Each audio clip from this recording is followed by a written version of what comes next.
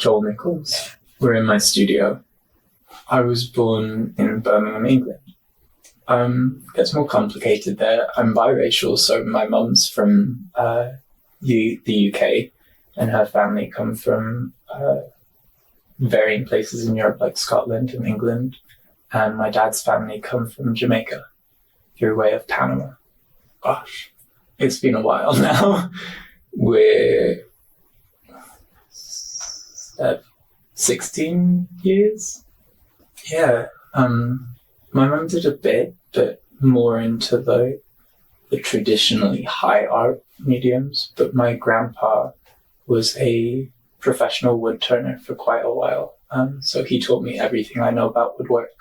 But yeah, he made a living for a bit just selling his bowls and his sculptural pieces as well.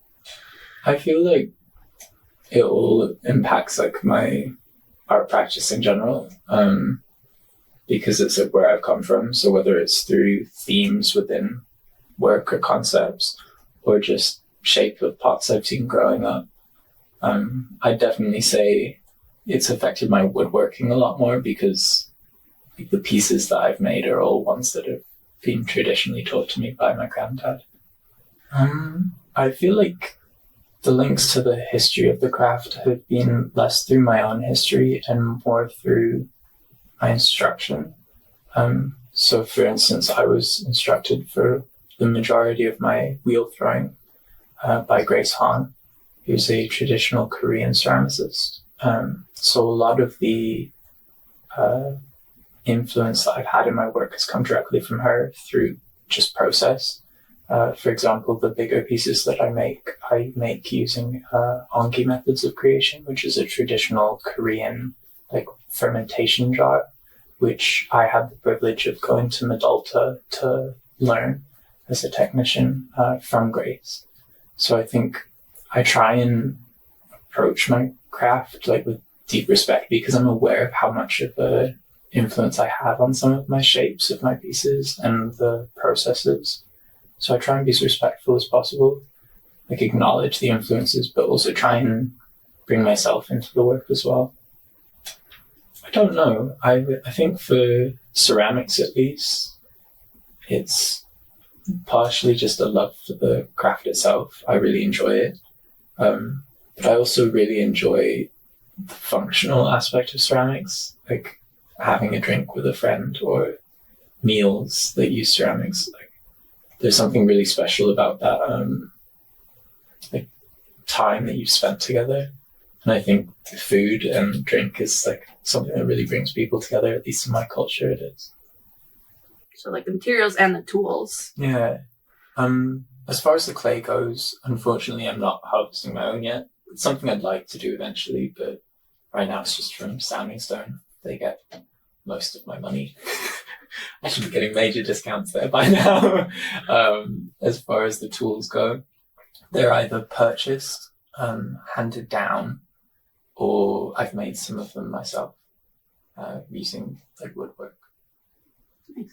Yeah, there's a a list on my resume, so I don't have all of them off the top of my head, but the one that I've most recently been awarded is the Rhodes Scholarship, which is completely surreal.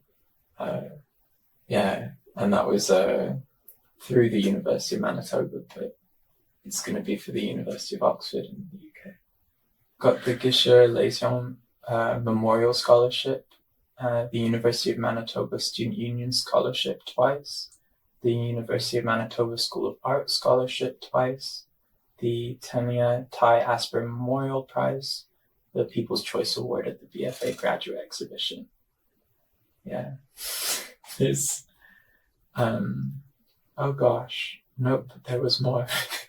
There was the President's Scholarship at the U of M, the Centennial Entrance Scholarship, the Queen Elizabeth Entrance Scholarship, the Lai Sisson Memorial Scholarship 3 times, and the Manitoba Scholarship and Bursary Initiative Scholarship twice. I'd just say people. Like people inspire me on the daily. It's like whether it be how to live my life or what pieces to create.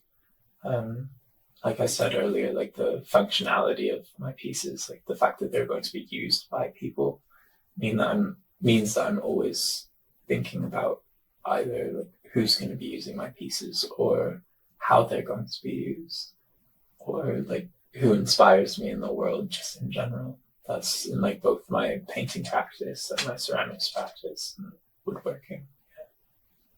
All right.